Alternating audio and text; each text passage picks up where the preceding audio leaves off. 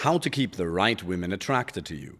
If you're a man with a busy career or your own business and you want to find the right girlfriend, life partner, or wife, but the right women keep losing interest in you, this video is for you. Today I want to talk about a very interesting dynamic, which is the fact that as a man, you have to be the centered, grounded rock for the woman to freely express her femininity around you.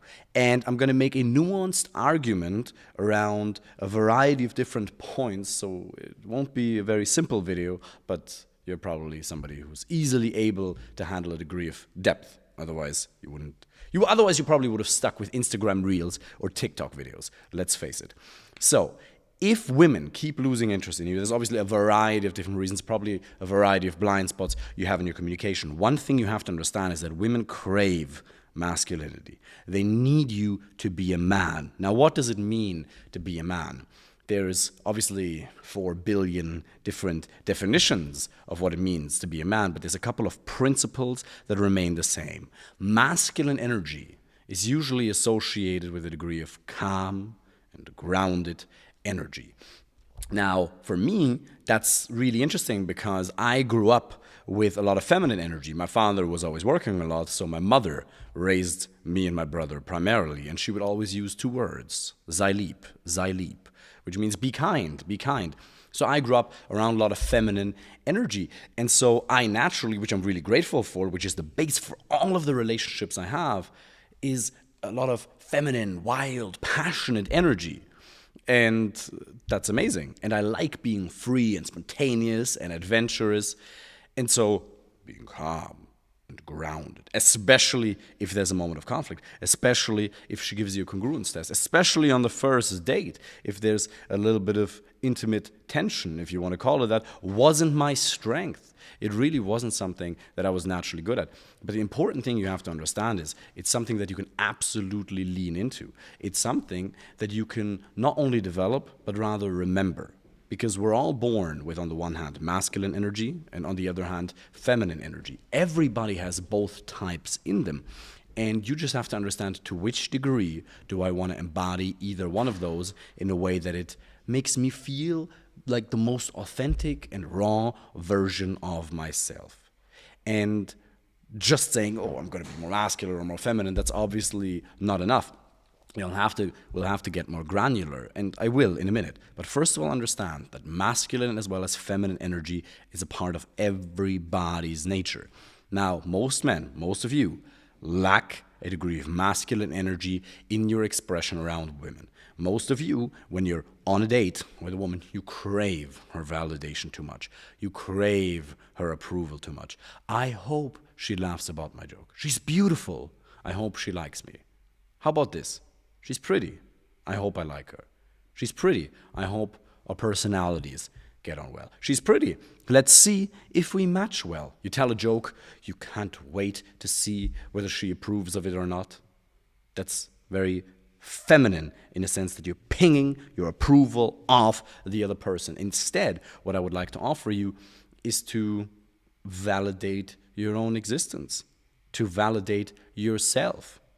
The only source of validation in terms of your own self-worth and thereby confidence should be yourself. Now, where does confidence come from? Obviously, there's a variety of different sources. Confidence comes from competence, being good at something. Confidence comes from managing your mental and emotional state. My friend Fernanda and I, we went and swam in the Irish Sea today. That obviously boosts dopamine. It's funny, right, how in personal development, there's a lot of trends and then there's counter trends. So Wim Hof made swimming in the sea and ice baths and cold exposure really popular. Now there's some people who are saying, well, you should never do ice baths because it's not necessary. It's trends and counter trends. Fact of the matter is the science is absolutely clear that having cold exposure will boost your dopamine for hours to come without a crash. That's actually a very interesting side note, because if you drink caffeine or you take whatever, or alcohol, for example, you may get a temporary high, but then it crashes. With cold exposure, there's no crash. So obviously, if you use your physiology, your language patterns, and your focus, Tony's model, for example, to control your mental and emotional state, that's a source of confidence. Doing difficult things, that's a source of confidence. But being on the date, being masculine with her, also means that you decide that confidence is your modus operandi. You just choose to be confident because you can. There's nothing that she would have, there's no piece of information she would have to give you for you to be able to decide, oh, now I'm good enough. No, I'm going to roll in there and I couldn't care less how the date goes. I want her, but I really don't need her. And then it's going to manifest in obviously a variety of technical ways. If you want to learn about the details, apply for a free initial consultation call. In my coaching program, I help men with professional careers, doctors, lawyers, dentists, real estate guys, business owners, to find the right girlfriend, life partner, or wife, because this would go way deeper than I could ever explain in a YouTube video like that. So apply for a free initial consultation call. But coming back to the subject at hand, I want you to understand that there's nothing that you need from her to be able to be truly and deeply validated. And it doesn't matter how the date goes, because on the one hand, obviously, being in touch with your feminine side means you want to connect. You want to be kind. You want to be a nice guy, of course, and it's beautiful, and that's the base for all relationships. I don't know who said this, and I would like to give credit. I don't know who said it, but it's amazing. If you're anybody who pretends to be a full-time tough guy is a part-time liar, because you're supposed to get in touch with your feminine side. But I don't need the date to go well. I'm completely independent of any particular outcome with this particular interaction. Now then people take it to an extreme and say, well, you can't make a relationship happen, you can't force things. No, absolutely you can. Absolutely you can make the decision that that's the body that I want. These are certain career or business outcomes that I want, and I'm going to pursue them. I'm going to find the strategies, and I'm going to dedicate myself to the process, and I'm going to put in the work. Pardon me, the same is true in relationships. You can absolutely decide to make relationships happen. Not with any particular individual. You can't control that.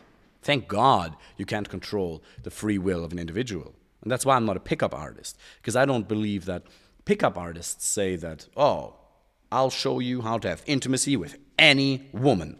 That's impossible. But there is a proven process that you can follow to create a lot of high-quality options for yourself, to then choose the right girlfriend, life partner, or wife from them, independent of whether one particular individual validates your existence or not. Haven't you done a lot of really good things? Aren't you genuinely a kind, good person? Haven't you achieved outcomes in your business, in your career over the last 30, 40, 50, 60 years? Most of my clients are between 30 and 50. Some are a bit younger, some are a bit older, but most are around that age. Haven't you achieved significant things in your life that you could be proud of if you chose to do so? Your internal dialogue is absolutely important, because if my internal dialogue on the date is, oh, I hope she likes me, what if she doesn't like me? What if is the fastest path to anxiety and stress. What if is one of the greatest killers of confidence, unless you use it in a way that David Goggins does when you say, what if it actually works? What if it goes well? But most of the time, you utter the words what if, even if it's subconsciously or barely consciously, in terms of the voice that's going on in your head that you partially take control over, partially don't. You'll focus on an outcome that you can't control. What if she doesn't like me? What if she leaves? What if there's no intimacy? All that, who cares? Who cares? 50% of the women in your city, 50% of the people right now, 50% of the people in the city that you live in, pardon me, are women.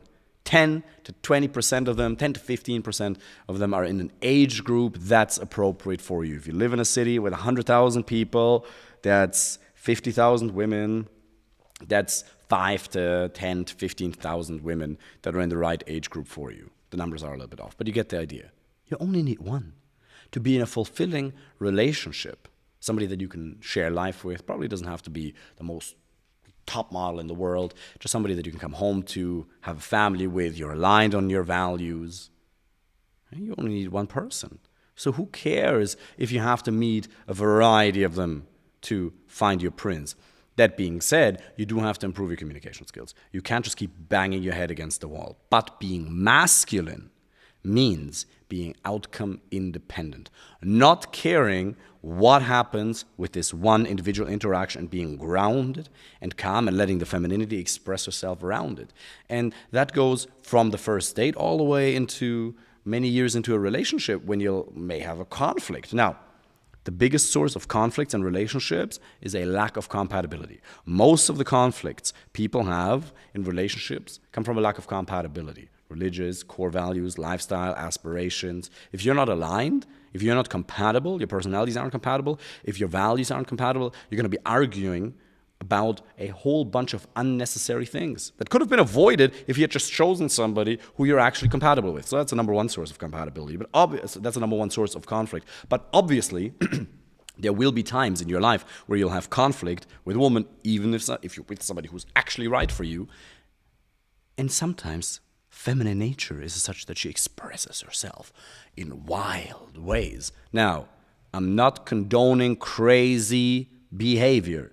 If she's crazy, go on my YouTube channel. I have a video called 12 Signs She's Toxic. And these 12 signs apply to men equally. Men suffer in relationships just as much as women, okay? They're not gender specific, okay? Discussion for a different day. But they apply to men and women equally. So I don't condone crazy behavior, but it is part of the feminine nature to be a little bit more wild and spontaneous. And sometimes when she says one thing, you take her very serious at the level of the words instead of understanding the need underneath. And one of the most important things to understand is on a date, it's your job as a man to either build your value in her eyes or to build comfort and connection. That's the base idea of attraction. You increase comfort. Sorry, pardon me. Comfort was on this side. You increase comfort, you increase trust, and you build your value. And it's funny. Whenever women tend to lose interest in you, it's for one of those reasons. Either there's not enough trust. Most of the time, most of you guys are actually really good at building trust and making women feel comfortable around you, right? That's why oftentimes you're being seen as the nice guy, because you are genuinely a kind of caring person, which is amazing. But there's not enough value. She doesn't perceive you as the type of man she'd want to be with in terms of, wow, he can provide so much value to me in terms of status. It's a status thing. So whenever she loses interest in you, look for a lack of value, a lack of status first. What did I do that decreased my status in her eyes? And I'm not talking about finances or job or this or that, but another example, if she realizes you're too needy on the date, that's one out of a million different examples. She'll lose respect for you instantly. Why? Needy, approval-seeking behavior lets her unconsciously, rapidly conclude that you must not have a lot of options available, because a high-value man, so to speak, must have a lot of options available to himself. And if you had a lot of options available to yourself, you wouldn't care too much as to how the date goes. So women are looking for these so-called honest signals that you're unconsciously sending her. One of them is that. So it's important to ground yourself in your masculinity. Now, here's the other point. You want to be masculine, you want to be calm, you want to be grounded, but that doesn't mean you have to put on a show. Some men then take it to the extreme. They think you have to learn about frames. You have to study what a frame battle is, what a congruence test is, how teasing works, disqualification, push-pull. You have to really understand how basic human communication works. Not manipulation, not pick-up artist bullshit, just understanding how communication and influence works. You have to do that. But you also have to be authentic and raw. And I'm not always very serious on dates. I'm fun, I'm playful, I laugh. When she tells a joke that I think is actually funny, I laugh. I laugh wholeheartedly, of course. Some might say, well, aren't you giving up too much value when you're laughing too hard? No, because it's funny. Because when she tells a joke that's not funny, I'm like, yeah, good try. Good one. That was almost German of you, one might say. She gets a playful tease. You always want to be respectful. But if you push, you can pull.